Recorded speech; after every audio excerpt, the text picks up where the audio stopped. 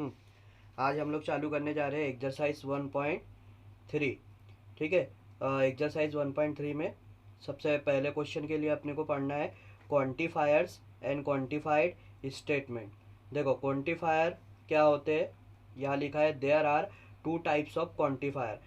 दो टाइप के क्वांटिफायर होते हैं। ठीक है, एक होता है यूनिवर्सल क्वांटिफायर और दूसरा होता है देयर एग्जिस्ट। ठीक है, दो टाइप के यूनिवर्सल क्वांटिफायर देयर एग्जिस्ट। तो यूनिवर्सल क्वांटिफायर का ये सिंबल है, उसका उल्टा ए लिखना पड़ता है उसको। ठीक है, और वो सिंबल का मतलब क्या होता है, फॉर ऑल वैल्यू। ठीक है, ये मैंने तुमको पहले भी बता चुका हूँ, अभी फिर से ये एक्सरसाइज में आया है तो लिख दिया है यहाँ पे।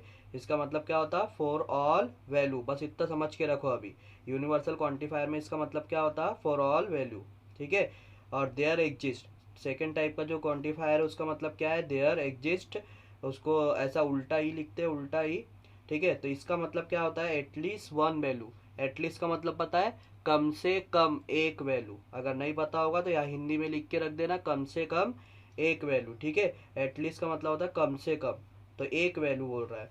या इसके लिए क्या बोला हमारे को, यूनिवर्सल के लिए, यूनिवर्सल क्वांटिफायर के लिए उसने बोला फॉर ऑल वैल्यू, और देयर एग्जिस्ट क्वांटिफायर के लिए क्या बोला, एटलीस्ट वन वैल्यू। ठीक है, तो इसको अच्छे से ध्यान में रखना, बाकी क्वेश्चन तो एकदम चिल्लर है। ठीक है, अब देखो अपन क्वेश्चन पे आते हैं।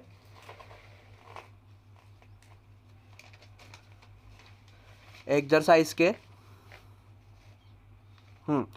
ये हमारा पहला एग्जाम्पल, किताब का पहला एग्जाम्पल है ये। ठीक है, तो यहाँ देखो अभी क्या करना है। क्वेश्चन पढ़ लो। इफ ए, एक सेट दे के रखा है हमारे को, उसमें 1 2 3 4 5 6 7 लिखा है। डिटरमाइन द ट्रूथ वैल्यू, क्या निकालना है, पूरे लॉजिक में अपन शुरुआत से ये कर रहे हैं, ट्रूथ वैल्यू निकालो, ट्रूथ वैल्यू निकालो। और क्या कर रहे हैं, truth value of the following, इसकी ट्रूथ वैल्यू निकालना है। ठीक है, ट्रूथ वैल्यू निकालना है ऑफ द फॉलोइंग। फॉलोइंग मतलब नीचे क्वेश्चन दिए हुए। ठीक है, ये क्वेश्चन दिए हुए, ये लिखा हूँ मैंने क्वेश्चन, ये क्वेश्चन दिए हुए। ठीक है, ये है पहला क्वेश्चन। तो truth value of the following मतलब ये क्वेश्चन दिया हुआ है, इसकी अपने को वैल्यू निकालना है।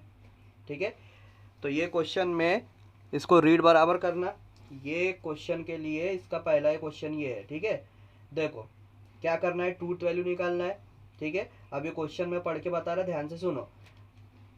एटलीस्ट वन वैल्यू, क्या मतलब होता है इसका, एटलीस्ट वन वैल्यू। और इसको कैसा पढ़ते हैं, एक्स इज एलिमेंट ऑफ ए, या फिर इसको पढ़ते हैं एक्स बिलोंग्स टू ए, मतलब एक्स की वैल्यू कहाँ से लेना है, ए से लेना है। ठीक है, और x is a element of A है, x की पूरी वैल्यू का क्या है, एलिमेंट ऑफ ए है। मतलब ये जितना यहाँ से लेकर यहाँ तक ये जो लिखा रहता है ना, ये कोई कंडीशन वंडीशन नहीं दी हुई है। कंडीशन हमारी यहाँ पर है, समझ में आया। ये सिर्फ हमारे को बता के रखता है कि हमारे को कौन सी वैल्यू लेना है, कौन सी वैल्यू लेना है उसके लिए बताता। तो इसने क्या बताया, कम से कम एक वैल्यू। ठीक है, और x is a element of ए।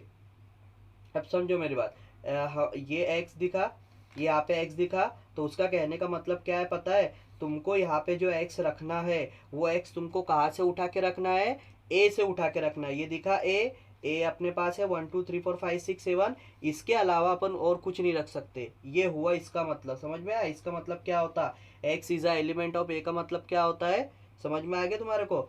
ये अगर कभी इसने ऐसा लिख के दिया, x is a element of natural number, N मतलब क्या होता है, नेचुरल नंबर, मतलब x belongs to natural number. तो तुम x की जगह जो भी क्वेश्चन दिया रहेगा उसमें x की जगह क्या रखोगे, नेचुरल नंबर। 1 2 3 4 5 6 7 8 9 10, कुछ भी नेचुरल नंबर रख सकते हो।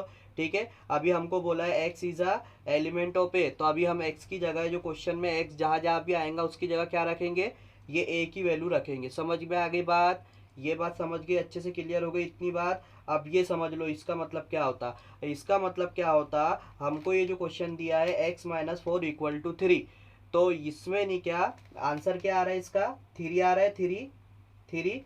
तो हम x की वैल्यू यहाँ से रखेंगे, तो इसका मतलब क्या बोलता है ये, कम से कम एक वैल्यू के लिए ये आंसर सही आने को होना, ये एटलीस्ट वन वैल्यू होता ना इसका मतलब, तो कम से कम एक वैल्यू के लिए इसका आंसर सही आने को होना, एटलीस्ट वन वैल्यू के लिए। देखो इधर, ठीक है, अब यहाँ पर कम से कम एक वैल्यू के लिए, तो x माइनस 4 इक्वल टू 3 कब आएगा रे, x की वैल्यू में 7 रखूंगा, 7 माइनस 4 इक्वल टू 3 होता है।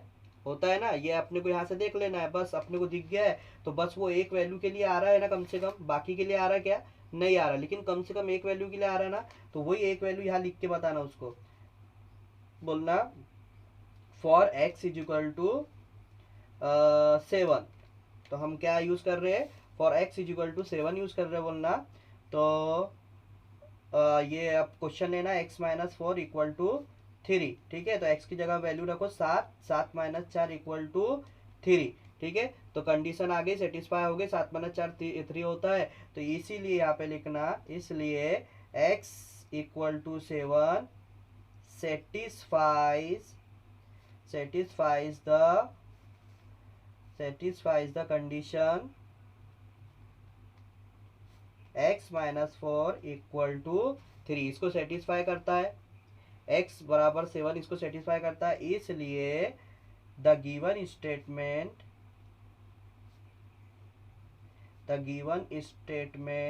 Is true and is truth value is T. अब समझो यहाँ पर एटलीस्ट का मतलब क्या होता है, कम से कम एक वैल्यू के लिए कंडीशन सेटिस्फाई हो रही है, कम से कम एक वैल्यू के लिए हुई ना, एक वैल्यू के लिए x इजिकल टू 7, ठीक है, सभी के लिए होना जरूरी नहीं है, जहां हमको उल्टा ही लिखा है उसका मतलब होता है एटलीस्ट वन वैल्यू, ठीक है, कम से कम एक वैल्यू के लिए सेटिस्फाई हो गई है, तो इसका मतलब ये दिया हुआ क्वेश्चन सही है, तो इसकी ट्रूथ वैल्यू क्या आएंगी टी। लिखने का तरीका ये है कि अपने को अगर कोई एक वैल्यू के लिए सेटिस्फाई हो रही है तो वो एक वैल्यू लिख लेना, उसको सॉल्व कर लेना, 3 आ रहा है, बस बता देना कि ये वैल्यू सेटिस्फाई करती है ये कंडीशन को, इसलिए दिया हुआ स्टेटमेंट ट्रू है और उसकी ट्रू वैल्यू क्या है, टी है। ये तो अपना हर क्वेश्चन में रिपीट होने वाला है, ठीक है, अगर फॉल्स आएगा तो the given statement is false and it truth value is F, तो ये रिपीट होने वाला है, ये भी रिपीट होने वाला है, ठीक है, और कोई भी एक वैल्यू सॉल्व करके बता देना, बस इतना करना है अपने को, ठीक है।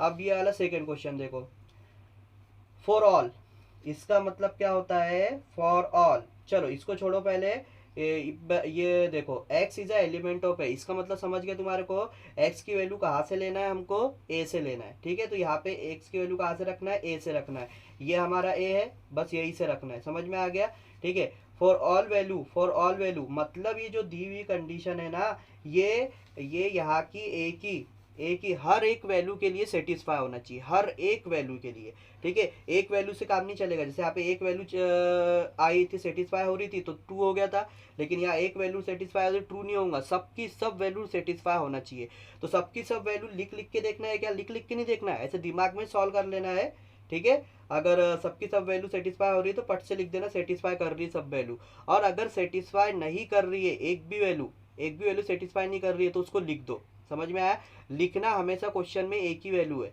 चाहे वो सेटिस्फाई कर रही है नहीं कर रही है, एक ही वैल्यू लिखना है, ठीक है। तो यहाँ पे for all x is element of A x plus 1 is greater than equal to 3, ठीक है। अब मेरे को यहाँ पे बताओ, ये ए देखो अपना, ये कंडीशन है x प्लस 1, क्या बोल रही है, x plus 1 greater than equal to 3, मतलब x प्लस 1 का आंसर क्या आना चाहिए, 3 से बड़ा या 3 के बराबर, समझ में आया, 3 से बड़ा होना चाहिए या 3 के बराबर होना चाहिए, तो 3 से बड़ा, तो यहाँ रख रख के देखो, एक रखूंगा मैं तो 1 प्लस 1 कितना हुआ 2, अब 2 3 से बड़ा है कह रहे, यहीं पे कंडीशन फेल हो गई, अब इसने क्या बोलता, ऑल वैल्यू के लिए आना चाहिए ना, अब एक भी वैल्यू अगर फेल हो गई तो ये तो फॉल्स हो गया ये स्टेटमेंट, सभी वैल्यू के लिए सही आना चाहिए था ना, ऑल वैल्यू मतलब सभी वैल्यू के लिए, ठीक है, तो सभी वैल्यू के लिए सही नहीं है, तो जिस वैल्यू के लिए सही नहीं आ रहा वही वैल्यू एक आधी वैल्यू उठा के लिखना है, सिर्फ एक आधी वैल्यू, तो अपन ले लेंगे फॉर x इक्वल टू 1, तो यहाँ कंडीशन लिखेंगे x plus 1, x plus 1 equal to x की वैल्यू डाल दो, यहाँ पे x की वैल्यू 1 है, 1 प्लस 1 इज इक्वल टू 2, तो यहाँ लिखेंगे हम, इसलिए ठीक है x is equal to 1 does not satisfies the condition, क्या है, x plus 1 greater than equal to 3, इसको सेटिस्फाई नहीं कर रहा है, इसलिए the given statement is false and its truth value is f, बस ऐसा लिखना है, हो गया, समझ गया। अब तीसरा क्वेश्चन देखो, तीसरा क्वेश्चन यहाँ पे क्या है, फॉर ऑल वैल्यू, फिर से तीसरा क्वेश्चन ऑल वैल्यू है, x is a element of A eight minus x is less than equal to, ये समझ गया तुमको, एक्स की वैल्यू कहाँ से रखना है, ए से रखना है, ठीक है। और हर वैल्यू के लिए ये कंडीशन सही आना चाहिए, हर वैल्यू के लिए, ऑल वैल्यू के लिए कंडीशन सेटिस्फाई आना चाहिए। तो एट माइनस एक्स क्या कंडीशन है, एट माइनस एक्स रखने पर लेस देन या इक्वल टू 7 आने को ना, या तो 7 से छोटा या तो 7 के बराबर आने को ना, इसका आंसर ऐसा बोल रहा है। तो यहाँ पे या तो 7 से छोटा, तो देखो एक रखूंगा तो 8 माइनस एक 7, 7 आया, चलेगा ना, 7 के बराबर भी आ सकता, बोला ना, 8 minus 2 6, 8 minus 3 5, 8 minus 4, 8 minus 5 3, 8 minus 6 2, 8 minus 7 1, तो सभी कंडीशन सेटिस्फाई हो रही है यार, 7 से बड़ा तो आंसर ही नहीं आ रहा, ठीक है, सभी कंडीशन सेटिस्फाई हो रही है, तो इसलिए हम यहाँ पे क्या लिखेंगे कि डायरेक्ट हाँ सभी कंडीशन सेटिस्फाई हो रही ना, मैंने क्या बोला था, अगर एक आधी कंडीशन से ये ऑल के लिए अगर एक आधी कंडीशन सेटिस्फाई नहीं हो रही है तो वही लिख के बता देना, लेकिन सभी कंडीशन सेटिस्फाई है तो सबके सब लिखते बैठोगे क्या, सबके सब लिखते नहीं बैठना है, डायरेक्ट यहाँ पे बोलना है 8 minus x less than equal to 7 satisfies all the value of x, सभी वैल्यू ऑफ एक्स की जितनी भी वैल्यू है जो यहाँ पे सबको सेटिस्फाई कर रही है, डेट इज एलिमेंट ऑफ ए, जो कि एलिमेंट किसका है, ए का। इसका मतलब क्या है, हर वैल्यू को ये जो कंडीशन है हर वैल्यू को सेटिस्फाई कर रही है एक्स की, जो कि एलिमेंट किसका है, ए का एलिमेंट है, तो एक्स कहाँ की वैल्यू है, ए की है, ठीक है। इसलिए वही रिपीट स्टेटमेंट अपना, the given statement is true and its truth value is t, ठीक है। हाँ तो अभी वीडियो है इसलिए थोड़ा थोड़ा जल्दी जल्दी लिख दिया मैंने ये, तुमको यहाँ पे अच्छे से मिल जाएगा लिखा हुआ नोट पीडीएफ में।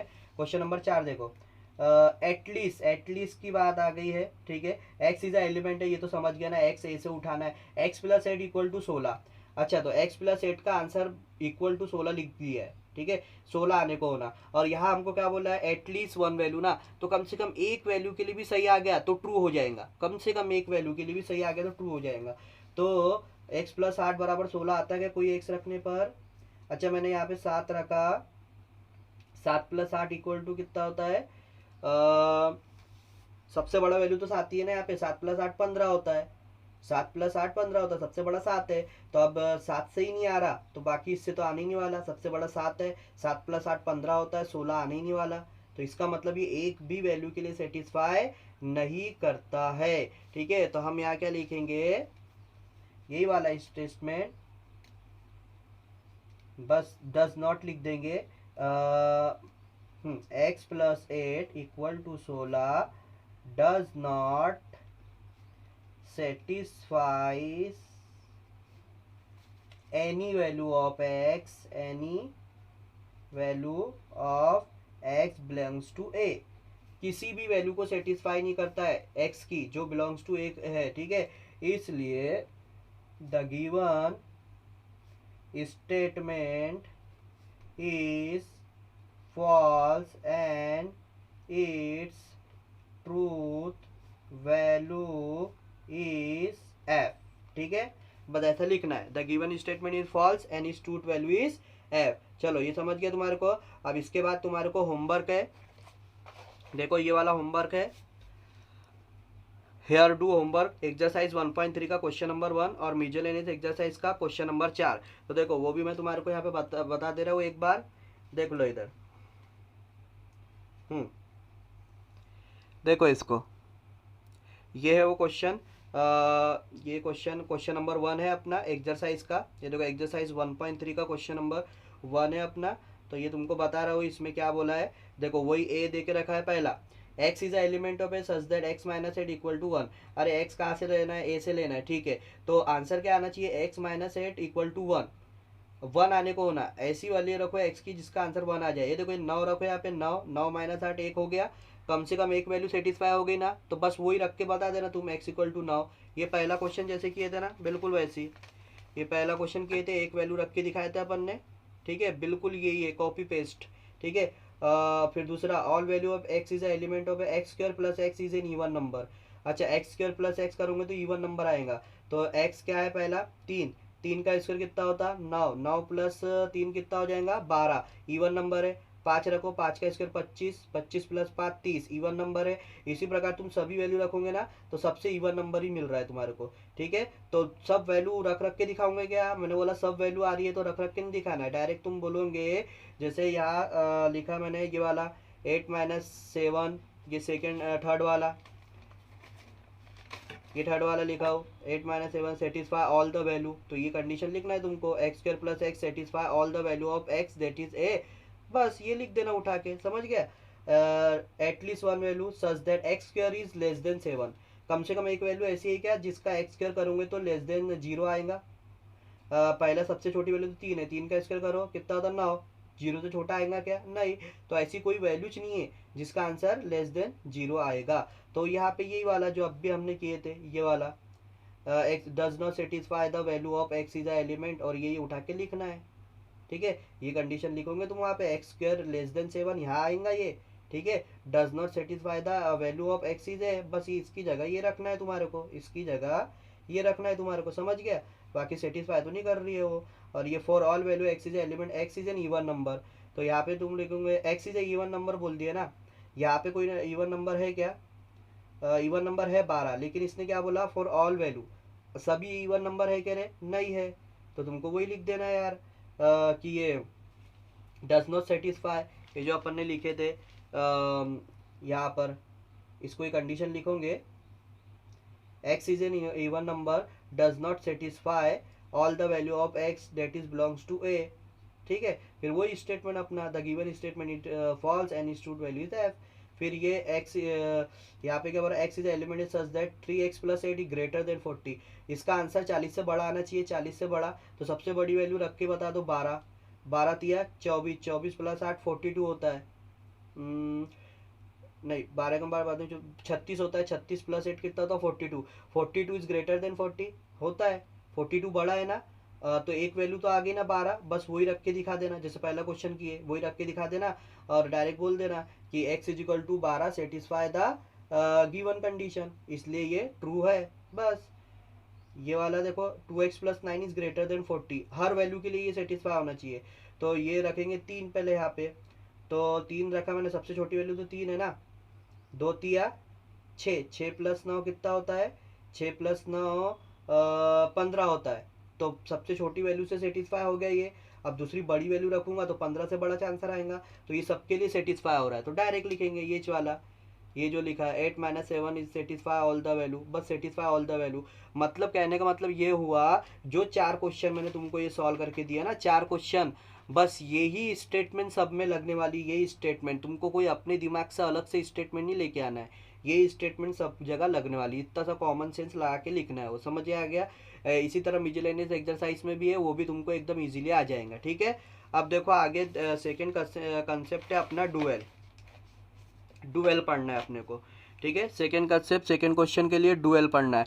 डुएल ये जो है इतना इजी है कि ये तो पूछो मत, जान दो। ठीक है, ये देखो सिंबल और डुएल, ये इसका सिंबल देख लो, एंड का सिंबल है, अपने को डुएल में एंड का और करना पड़ता है, और रहेगा तो उसका एंड करना पड़ेगा, स्मॉल टी दिखेगा तो उसका स्मॉल सी करना, और स्मॉल सी दिखेगा तो उसका स्मॉल टी करना, बस ये है सिंबल, ये है डुएल उसका ये होता है। ठीक है, और स्मॉल टी का मतलब क्या होता है, यहाँ लिख के दे दिया हूँ, टोटोलॉजी होता है, और स्मॉल सी का मतलब क्या होता है, कॉन्ट्राडिक्शन होता है, समझ गया।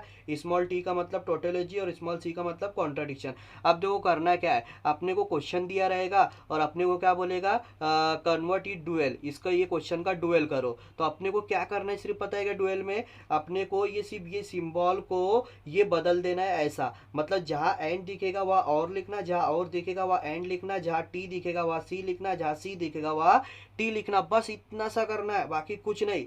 इतना इजी है कि बिल्कुल KG1 का क्वेश्चन है, KG1 का। ठीक है, ये क्वेश्चन सॉल्व करोगे ना, इसका होमवर्क भी दिया हूँ मैंने, ये क्वेश्चन सॉल्व करोगे तो थोड़ा अपने घर में छोटे बहन भाई होंगे ना, उनसे थोड़ा दूर होके सॉल्व करना। ठीक है, नहीं तो वो लोग ने तुमको ये सॉल्व करते हुए देख लिए ना, इतना ईजी है ये, तो तुम्हारे को शर्म आएंगी उनके सामने सॉल्व करने में। ठीक है, नहीं तो उन लोग ने देख लिया ना, तुम्हारी बेइज्जती हो जाएंगी, बोलेंगे अरे यार 12वीं क्लास में इतना सिंपल करते यार, ये तो हम KG1 में करते थे। ठीक है, और वो भी साइंस में पढ़ रहे अपन, बता। ठीक है, कोई इज्जत नहीं रहेंगी अपनी उनके सामने। ठीक है, इसलिए उनसे दूर रह के करने का। इतना इजी भी नहीं रहता बोलना, साइंस में हार्ड रहता बोलना उनको, ठीक है, नहीं तो अपनी इज्जत बेकार हो जाएंगी। देखो कितना इजी है ये। अभी लिखा है पी एंड क्यू और आर, मैंने क्या बताया, एंड का और करना है, और का एंड करना है, ठीक है, और टी का सी करना है और सी का टी करना है, बस हो गया। ये देखो इसका सॉल्यूशन, पी एंड क्यू लिखा है, ये हो गया सॉल्यूशन। ये पी लिखा, एंड का और करना है, ये कर दिया, और ये और का एंड कर देना है, हो गया सॉल्यूशन। बता ये टी लिखा, अच्छा टी स्मॉल टी था ना ये, इसका क्या बनाना है, सी बना दो इसका, ये सी बना दो, और का क्या करो, एंड करो, और का एंड करो, बस हो गया। ये कोई क्वेश्चन है क्या, KG1 का बालवाड़ी का क्वेश्चन है ये, ठीक है। पी एंड, तो ये पी लिखा, एंड का और करो, ये निगेशन, निगेशन को हाथ नहीं लगाना, जैसा का वैसा लिखना है, उसका कुछ नहीं है। ये और है तो एंड करो, ये एंड है तो और करो, ये और है तो एंड करो, बस हो गया, ठीक है। ये पी लिखा, और है तो एंड करो, एंड है तो और करो, और ये टी है तो इसको क्या करो, सी करो, बस, ठीक है। ये पी और है, इसको एंड बना दो, और है इसको एंड बना दो, ये पी, ये और है इसको एंड बना दो, ये क्यू, ये और है इसको एंड बना दो, ठीक है। ये सॉल्यूशन, ये एंड है इसको और कर दो, ये एंड है इसको और कर दो, ठीक है, हो गया। और ये आखिरी क्वेश्चन अपना, अरे ये सॉल्यूशन में ही लिख दिया मैंने, चलो तो इसको मैं बना देता हूँ क्वेश्चन 7वां, और ये यहाँ लिख देता हूँ सॉल्यूशन, ठीक है, यहाँ से ये हटा दो। हाँ, तो क्या करना है, एंड का और करना है, अच्छा ये टी है तो यहाँ क्या लिखो, सी लिखो, ये और का एंड करो, ठीक है, ये सी है ना, इसका टी लिखो, एंड का और करो, निगेशन और क्यू, ठीक है। आगे समझ में, देखो कोई गलत बोला कि मैंने, KG1 का क्वेश्चन है, कोई गलत बोला मैंने, हाँ बालवाड़ी में KG1 में क्वेश्चन आते होंगे ऐसा, ठीक है। होमवर्क बोल दिया वो, एक्सरसाइज 1.3 का क्वेश्चन नंबर 2 कर लेना, ठीक है।